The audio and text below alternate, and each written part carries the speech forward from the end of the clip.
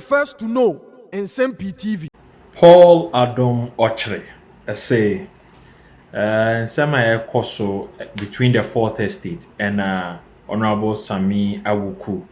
And ya dear, and yet a net na shall na planner or masha to one say, or move ye with Honorable Sammy Awuku, the next person on the corner so, a Honorable Asenso Boakye Bantama Asenso. Na Sambene Koso, Fourth Estate, mo journalist, or mo bovra institution as a or see or more accessor. No mark share a print document, even audited report, audited report afahun omenya boni bia afahun normal print a section of the report AP from the accounting system normal the ababegu appointee of government of his SY Nana Adodanko Akufo-Addo aban ehun fi. A typical example here the course with Chief Justice Gertrude Tokono say auditors for audit of judicial service enya bonibia amfa transactions a course during the vacation and the holiday.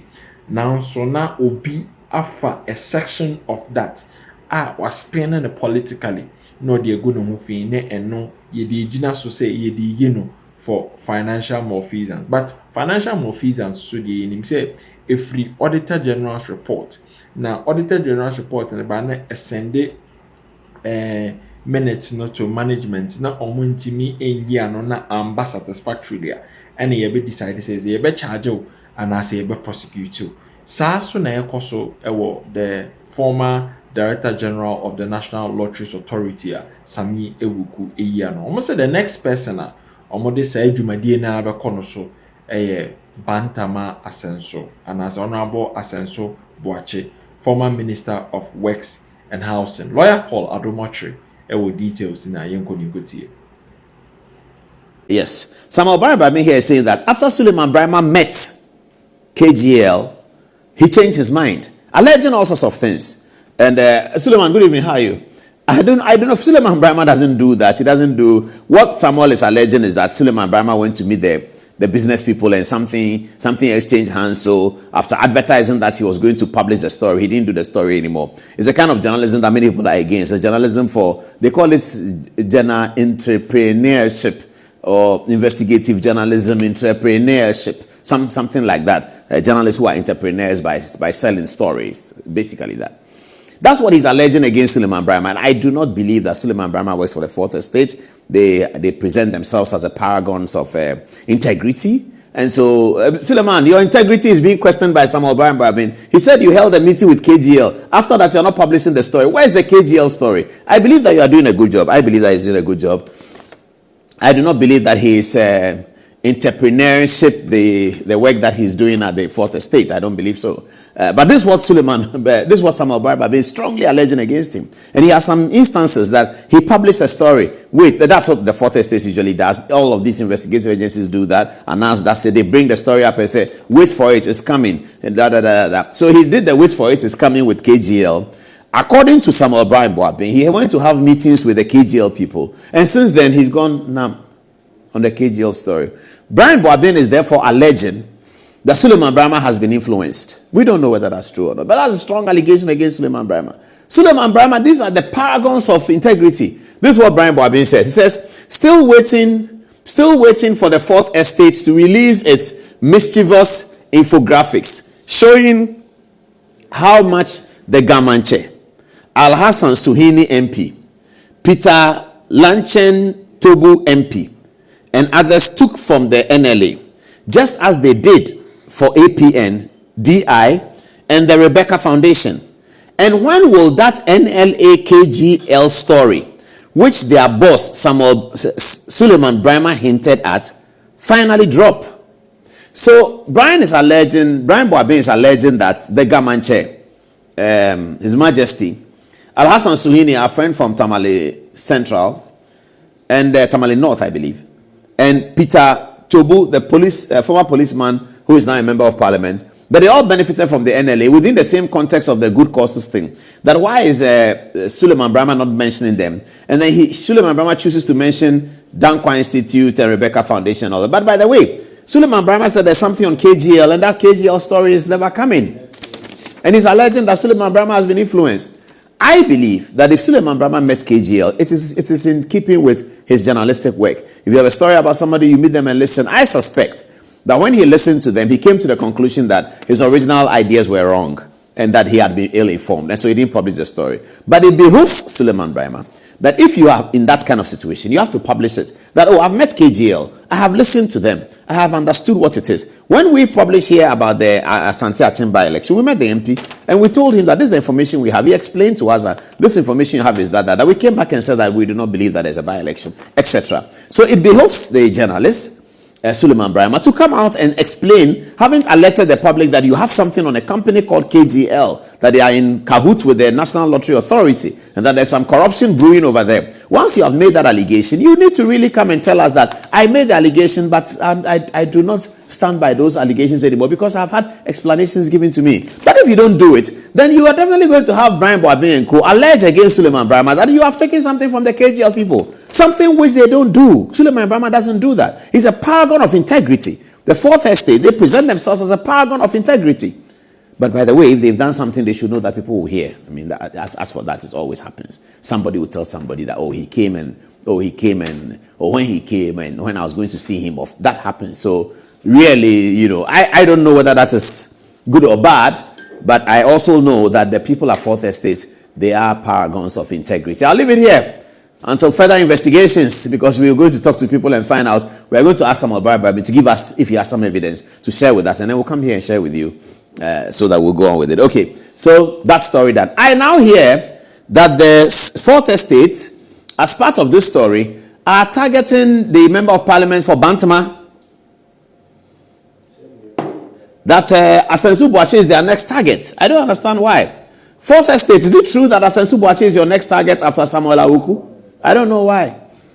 The Honorable Member of Parliament, former Minister for Rules, former Deputy Chief of Staff, opened a beautiful office for the MPP in his constituency in Bantama. This is one of the constituencies that has served MPP very well. They've been winning many votes there. They've had several MPs, including Richard Anane and Cecilia Dapa and Kokofu and all that. Asenso Boakye is now the MP, and after serving one term, he was able to construct a beautiful office, and the occasion was great because it was it had J. Ekufor and Nana Addo Dankwa Akufo-Addo both participating on that occasion. So Asenso did that. Now, I'm hearing that after Sammy Awuku, Fourth Estate is coming on Asenso Boakye for some contracts. I don't understand it.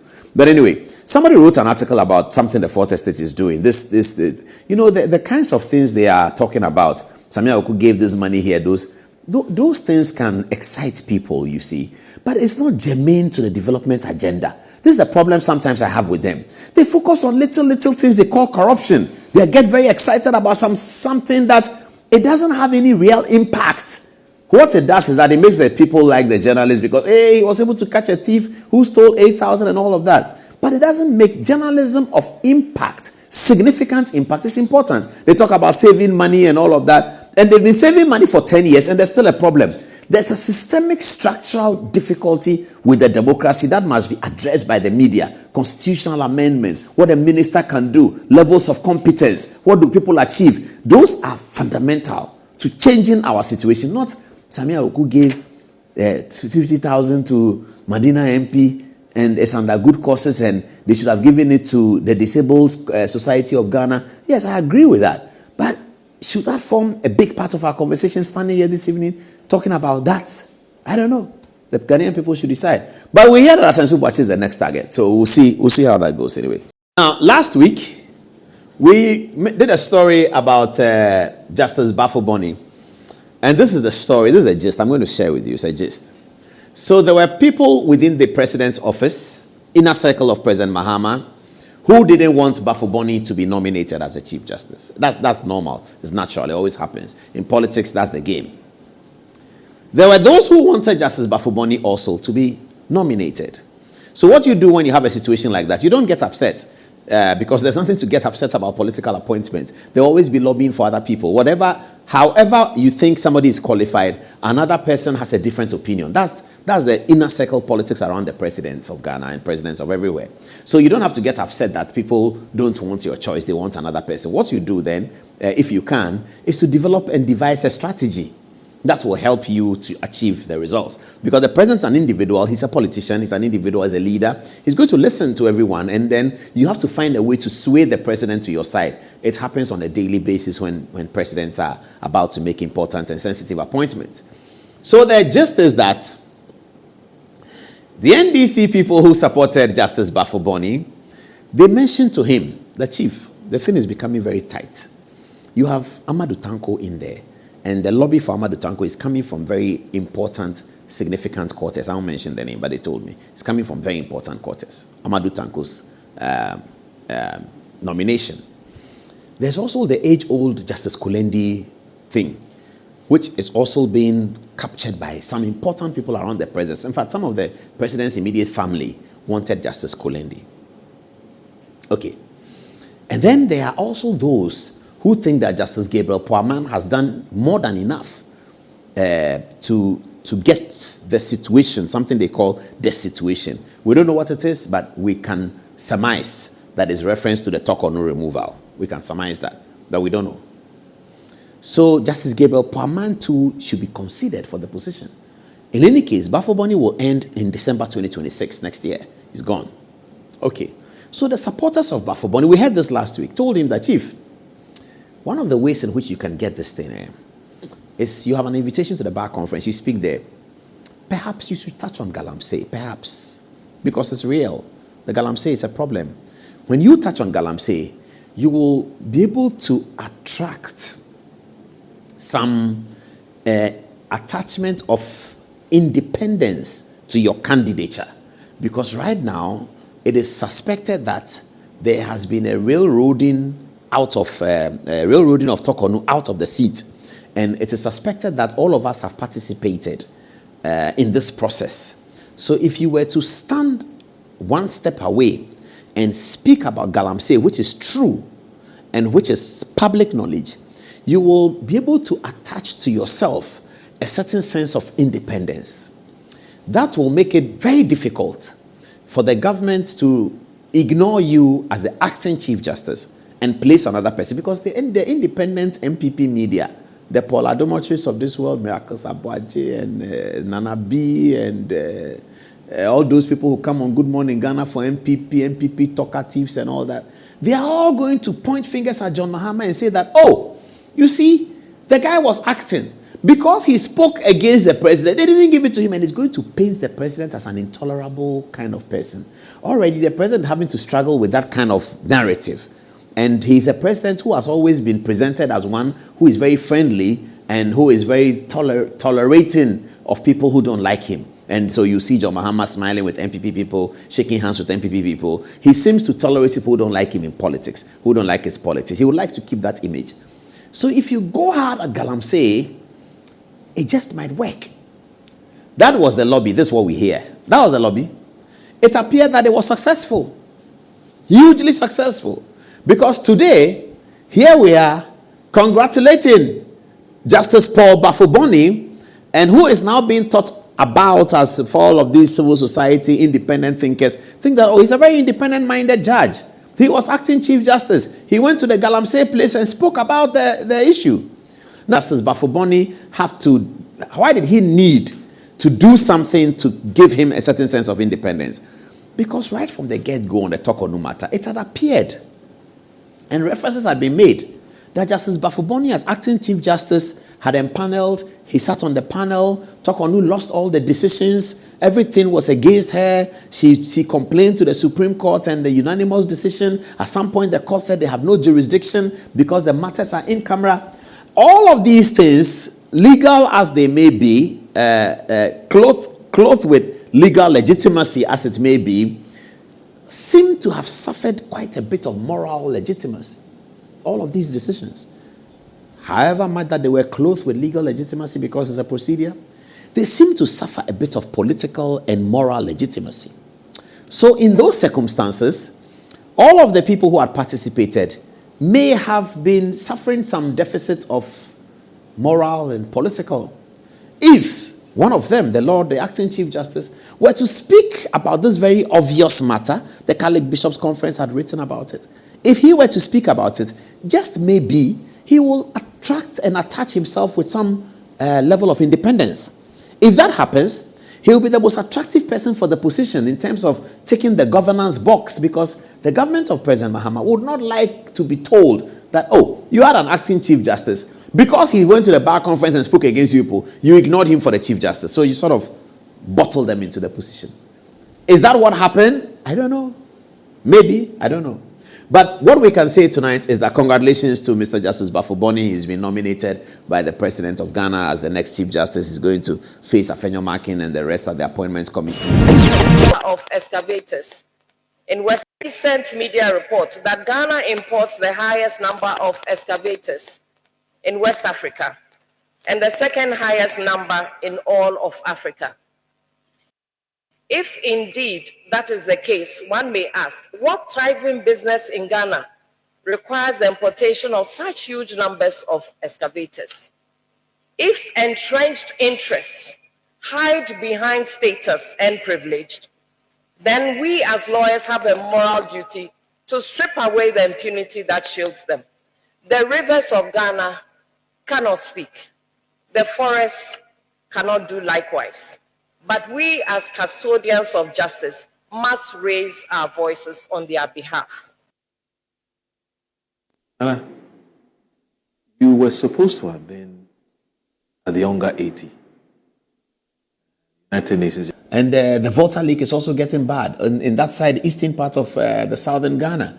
So this is a major problem, and everybody's looking at President John Dramani Mahama. This afternoon, together with the team, we put together a montage it's just 7 minutes long. It will inform you, and it will. All right, let me go to the political conversation of Idrisu Haruna. It's interesting, viewers, isn't it? Very, very interesting. The pollster Musa Dankwa has consistently published polls in the about the NDC and who is winning and who is not winning.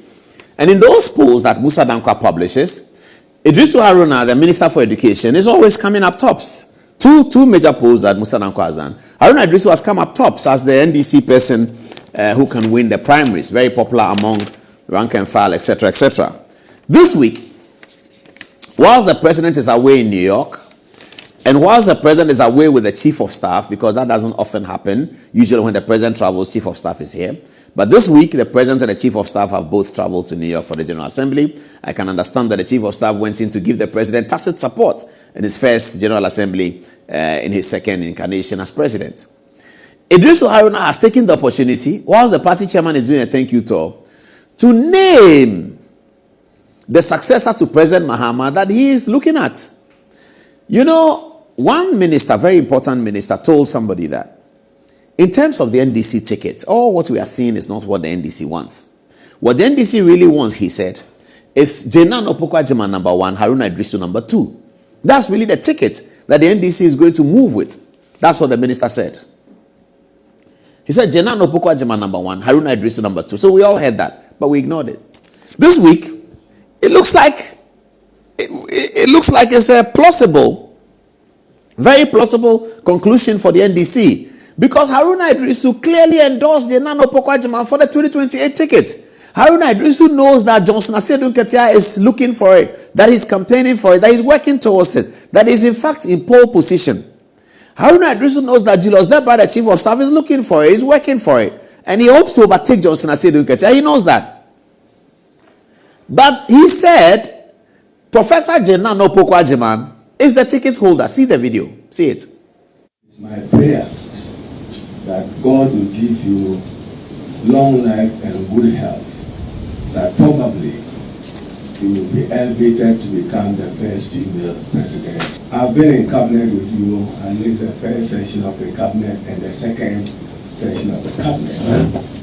And I can say without fear of contradiction that you remain an unquestioned champion of education and gender rights and gender interests and inclusiveness generally in the pursuit of... Haruna Idrisu, thank you very much for the lead you are giving us, and Professor Jenan Opoku-Agyeman, Vice President. Good luck in your endeavors to be elevated to the high office of first female president of the Republic of Ghana. Is that going to happen or not? Let's look at two edited versions of the speech that President John Dramani Mahama gave at the United Nations General Assembly. Later tonight, we have an interview in the studio about crypto. It's coming up soon about crypto, so we can deal with it. Let's look at the first speech by President John Dramani Mahama at the United Nations General Assembly. He spoke about, he gave a bit of history, and he spoke about the African equation, how Africa has become important to the United Nations, and that the United Nations needs to address that Africa has become important, more important than it was 80 years ago, and therefore going forward to demand a permanent representation on the UN Security Council with a veto power for the African representation. This is John Dramani Mahama at the UN. In the era of global uncertainty, Africa must exercise sovereignty over its natural resources to raise the necessary funds to ensure the well-being of its citizens. The days of parceling out vast concession areas to foreign interests for exploitation must come to an end. We'll continue to welcome foreign investment, but we must negotiate better for a bigger share of the natural resources that belong to us. And we must insist on value addition to these resources. We're tired of the continued image of poverty-stricken, disease-ridden rural communities living at the periphery of huge foreign-controlled natural resource concession areas. We're tired of having people extract the most they come from us and in return offer us the very least by way of respect, consideration, and dignity. We're tired of not being represented in ways that reveal the richness and complexity of our history or acknowledge all that we have overcome to arrive here in this liminal space of untold possibilities. The UN Founding Charter is outdated when it comes to representation in this August Assembly. The most powerful post-World War II nations are still being rewarded with an almost totalitarian guardianship over the rest of the world. And yet, the first sentence in Chapter 2, Article 1 of the UN Charter declares that